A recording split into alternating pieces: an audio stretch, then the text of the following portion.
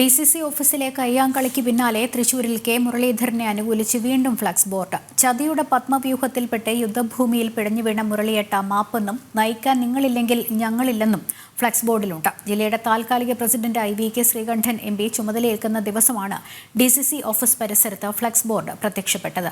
അതേസമയം പ്രസിഡന്റായി ചുമതലയേറ്റ ശേഷം DCC ഓഫീസിൽ ഇനി പുകയുണ്ടാകില്ലെന്നും പരാജയത്തിൽ നിന്ന് പാഠങ്ങൾ ഉൾക്കൊണ്ട് പ്രവർത്തിക്കുമെന്നും VK ശ്രീകണ്ഠൻ പറഞ്ഞു.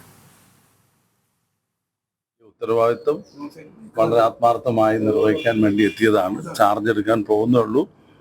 എന്തായാലും അങ്ങനെ ഒരു എഴുതി തള്ളാൻ കഴിയുന്ന ഒരു സ്ഥലമല്ലല്ലോ. ഒരു തെരഞ്ഞെടുപ്പിൽ തിരിച്ചടി ഉണ്ടായെന്ന് കരുതി എല്ലാം അവസാനിക്കുന്നില്ല.